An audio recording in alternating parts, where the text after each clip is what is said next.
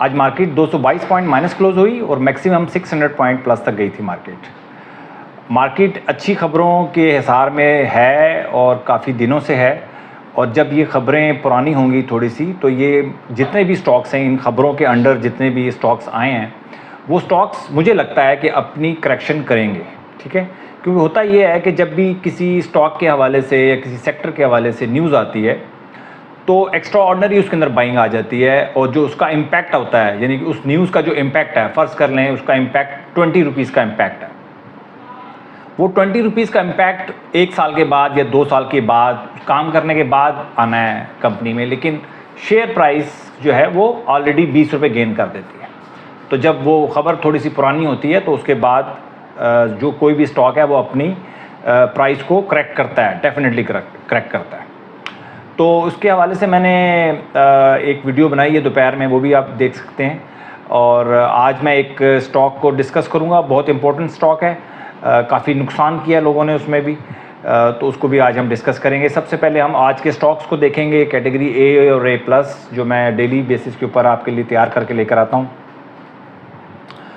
तो category A plus में हमारे पास हैं Askari bank, bank Alfalah, KTML, APL, DCR, Murree brewery, Atlas battery, Hum network, national bank, PIBTL, Atlas Honda.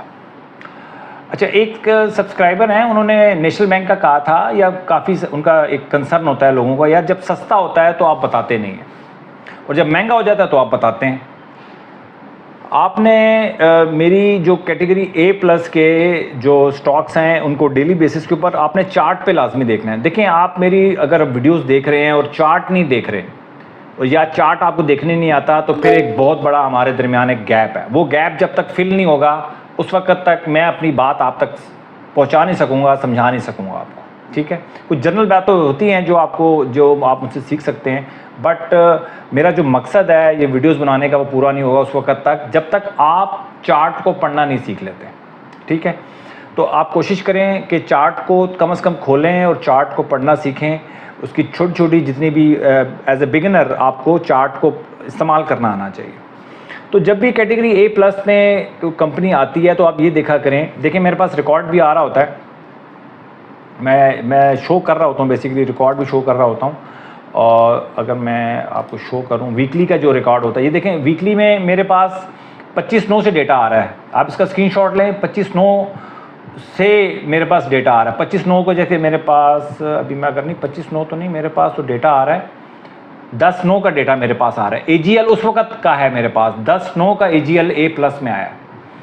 आप इसका रेट देखें, ग्लेक्सो, मारी, quad cement, Pioneer cement, lucky cement, service, 10/9 का रेट। आप ये सिर्फ रिपोर्ट आप चेक करें, मैं आपको इसको थोड़ा सा बड़ा कर देता हूँ। 10/9 के ये 3-4 DCR 10/9 से लेके 16/9 में जो हमारे पास स्टॉक्स आए हैं, ये देखें 10/9 से 16/9, ये आप इसका स्क्रीनशॉट लें और जाकर सिर्फ चार्ट पे देखें कि 10/9 से 16/9 के दरमियान क्या रेट थे उनके और अब क्या रेट हो गए हैं। ऐसा नहीं है कि हम आपको लेट बताते हैं, ये मैं आपको बता रहा हूँ, ये बड़ी मैं आपको वसूख से बात कर रहा हूँ कि जब मैं कोई स्टॉक आपको बताता हूँ बड़ा टाइमली बताता हूँ। हाँ, अब वो पुराना होता चला जाता है, ए प्लस में उसकी एज ज़्यादा होती चली जाती है, तो डेफिनेटली आप स्टॉक देखेंगे उसका अपवर्ड ट्रेंड नज़र आ रहा होगा। आपको लगता है आप लेट इंटर हुए हैं गेम में, इस वजह से आपको लगता है कि आपको देर हो गई है। देर नहीं होती। नेशनल बैंक है, बहुत दिनों से हम बता रहे हैं नेशनल बैंक ए प्लस में आ रहा है, अब वो बढ़ गया है। अब आज जो वीडियो देखेगा वो मुझे बुरे हल्का बात से भी नवाजेगा कि जी अब आप बता रहे हैं। और भाई मैं अब नहीं बता रहा, पीछे का आप डेटा जाके देख लें, पुराना मैं बताता चला आ रहा हूँ कि नेशनल बैंक अच्छा है, ए प्लस में है, ए प्लस में बहुत ज़बरदस्ती मैं नहीं आपको कह सकता आपके बाय करना है। मैं आपको सिर्फ उसका एक्टिविटी बता देता हूँ कि भाई इसमें एक्टिविटी हो रही है, आप जाके देखें, उसको रिसर्च करें। मैं एक कैटेगरी ए प्लस में का मतलब ही यही है कि अपवर्ड ट्रेंड है। मैं ट्रेंड बता रहा हूँ कि अपवर्ड ट्रेंड है। अब परचेज़ करना ना करना अब आपकी मतलब आपके स्वाबदीद के ऊपर है। मैं बाय कॉल या सेल कॉल नहीं दे सकता, ठीक है। तो ये मेरे पास कैटेगरी ए प्लस के आइटम्स हैं और इसमें कुछ नए होंगे और कुछ पुराने होंगे, आप जाके देखें। अगर सारा काम मैंने करना है तो प्रॉफिट आप नहीं बना सकेंगे, ठीक है, आपको खुद कुछ काम करना पड़ेगा। फिर ये कैटेगरी ए के कुछ ये स्टॉक्स हैं, इनको भी आप देख सकते हैं, जाकर देखें। ये मैंने आपके लिए काम बहुत आसान कर दिया है कि आप सिर्फ इन आप जाकर 500 स्टॉक्स को देखेंगे ना, आपके लिए एक मसला बन सकता है। मसला क्या बनेगा, आप कर ही नहीं सकेंगे, ठीक है। अब आपने क्या करना है कि जाके कैटेगरी ए और कैटेगरी ए प्लस के डेली बेसिस के ऊपर आपने जाके चार्ट्स देखने हैं। ये पॉसिबल है, कोई इतना बड़ा मसला नहीं है, आधे घंटे का भी काम नहीं है, 20 से 25 मिनट में आप ये काम अपना ख़त्म कर सकते हैं। अब हम सेक्टर को डिस्कस करते हैं कि सेक्टर क्या कहता है जी। सेक्टर्स में आज के जो सेक्टर्स हैं वही बैंक्स, अभी तक 20 बैंक्स हैं जी, 12 बैंक्स का मैं एनालिसिस करता हूँ, उसमें से 6 बैंक्स जो हैं वो मेरे ए प्लस कैटेगरी में है। इसी तरह टेक्नोलॉजी सेक्टर में 9 कंपनीज़ का मैं करता हूँ एनालिसिस, उसमें से 2 कंपनीज़ ए और ए प्लस में हैं, तो इतना अच्छा नहीं जा रहा उस लिहाज से अगर देखा जाए। फार्मास्यूटिकल 5 कंपनीज़ का मैं एनालिसिस करता हूँ, 3 कंपनीज़ मेरी ए या ए प्लस में आती हैं। तो इसका मतलब फार्मास्यूटिकल जो सेक्टर है मेरे लिहाज से फार्मा, बैंक्स, सीमेंट सेक्टर में भी मतलब एक्टिविटी मुझे नज़र आ रही है।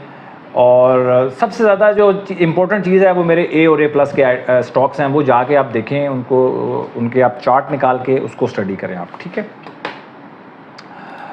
और ये वीकली रिपोर्ट है। अच्छा, इसके बाद जो इम्पोर्टेंट चीज़ है वो मैंने आपको बताया था कि मैं आज GAL उसको मैं एनालिसिस करूंगा, उसका मैं टेक्निकल एनालिसिस करूंगा। उसका हाई लगा था जी 369.69, 370 तकरीबन उसका हाई लगा है, और अब उसका जो उसकी प्राइस क्लोज हुई है 167.56, तकरीबन 50% डिस्काउंट पे आपको मिल रहा है। अब 2 क्वेश्चन आते हैं इसके अंदर कि जो जिनकी पुरानी बाइंग है, जिन्होंने महंगा ख़रीदा है, उनके लिए क्या सजेशन है, और जो नए इन्वेस्टर इन होना चाहते हैं उनके लिए क्या सजेशन है।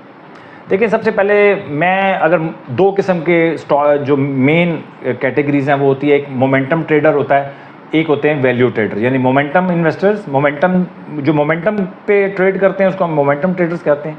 जो वैल्यू स्टॉक्स, यानी कि वैल्यू का मतलब होता है कि वो ये नहीं देखते कि उसकी प्राइस क्या है, वो ये देखते हैं कि उसकी वैल्यू मतलब है उतनी या नहीं है। मतलब सस्ता समझ लें कि आप उसको आसान अल्फाज में समझाऊँ तो वो सस्ते स्टॉक्स लेते हैं जो वैल्यू रखते हैं, जिनके फंडामेंटल्स अच्छे होते हैं।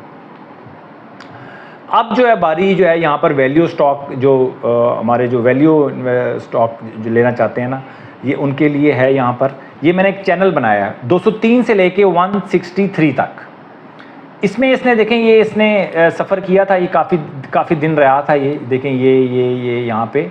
और उसके बाद जब इसने ये चैनल ब्रेक किया था तो उसके बाद इसने फ्लाई किया था। अच्छा, अब यहाँ पर इस चैनल, मेरे हिसाब से तो ये चैनल, इस चैनल में आना ही नहीं चाहिए था, ठीक है। मेरा अंदाज़ा था कि ये इस चैनल से ऊपर रह के ऊपर दोबारा हो सकता है ये मूव बना ले, लेकिन ये इस चैनल में आ गया और अब बिल्कुल डीप में आ गया उस चैनल के। ये चैनल इसको ब्रेक नहीं करना। इसकी 2 वजूहत हैं। अगर इसने ये चैनल ब्रेक कर दिया ना, तो इसका मतलब है कि इसके अंदर कोई बहुत बैड न्यूज़ है। यहाँ से ये जो आपका इस चैनल पे आया ना, इसकी मैं आपको 2 रीज़न बताता हूँ कि इसको ये चैनल क्रॉस नहीं करना, ठीक है। एक तो ये कि ये चैनल क्रॉस करेगा तो वैसे बहुत ज़्यादा वीक हो जाएगा, यानी कि इसका मतलब है इसके अंदर कोई बहुत बड़ा मसला है इसके अंदर, ठीक है। वैसे ही नज़र आ रहा है बहुत बड़ा मसला, लेकिन अब मुझे लगता है कि अगर ये यहाँ से इसने तोड़ा तो फिर इसके लिए बहुत मुश्किल हो जाएगा सर्वाइवल। एक तो ये चैनल का इशू है, दूसरा ये 200 की मूविंग एवरेज है। 200 की मूविंग एवरेज के बिल्कुल करीब है ये। 200 की मूविंग एवरेज का इसने ब्रेक किया तो मेरे हिसाब से तो यानी कि पुरानी होल्डिंग भी सेल कर देनी चाहिए। लेकिन फिर मेरे हिसाब से परेशानी, ये मैं नहीं कहता आप इसको यहाँ पे सेल करें जिन्होंने पुराना बाय किया हुआ है, बट न्यू कमर्स हैं वो इसमें एंट्री किसी सूरत नहीं लेंगे। यहाँ पर 200 की मूविंग एवरेज को टेस्ट होने दें और इस चैनल से इसको बाहर जाने दें। जो न्यू एंट्री, जो वैल्यू इन्वेस्टिंग करते हैं, उनको इस चैनल से बाहर निकलने दें। चैनल से बाहर निकलेगा 203 के बाद, ठीक है। तो 203 अगर आपको लेट लगता है, कि आपको लगता है कि यार 203 तो लेट हो जाएगा, फिर आप अगर आप एग्रेसिव बायर हैं तो फिर आप यहाँ पर बाइंग कर सकते हैं, लेकिन रिस्क है यहाँ पे। और 200 की मूविंग एवरेज अगर तोड़ता है तो फिर ये स्टॉक ख़राब हो सकता है। अभी मैं इसको ख़राब नहीं बोलूँगा, 200 मूविंग एवरेज से ऊपर है। 45 की मूविंग जो आपकी 50 की मूविंग एवरेज होती है उससे तो काफ़ी डाउन है। तो प्रॉब्लम तो है जी गंदारा ऑटोमोबाइल लिमिटेड में। इसके फंडामेंटल्स के ऊपर मैं एक वीडियो बनाऊंगा। अभी सिर्फ टेक्निकल के ऊपर देख लें आप कि टेक्निकली क्या चाह रहा है। मिक्स, अच्छा, टेक्निकली और फंडामेंटल को मिक्स ना किया करें, ठीक है। मिक्स करेंगे ना तो फिर वहाँ पर आपका दिमाग जो है ना वो थोड़ा सा डाइवर्ट हो जाता है, प्रॉब्लम हो जाती है। तो अभी हम टेक्निकली सिर्फ डिस्कस कर रहे हैं कि टेक्निकली यहाँ से इसको बस अब इसको यहाँ मूव बनानी पड़ेगी अगर इसने बेहतर होना है, ठीक है। और 1-2 दिनों के बाद मैं इसके ऊपर फंडामेंटली इसके ऊपर मैं वीडियो बनाऊंगा, इसकी क्या न्यूज़ है, क्या वजह है कि ये क्यों इतना डिप्रेस्ड है। तो उसके बाद 1-2 दिन के बाद आपको वेट करना पड़ेगा, फिर ये इसकी वीडियो इंशाल्लाह आएगी। और अपना बहुत ख्याल रखें, अपनी इन्वेस्टमेंट का ख्याल रखें। Thank you very much.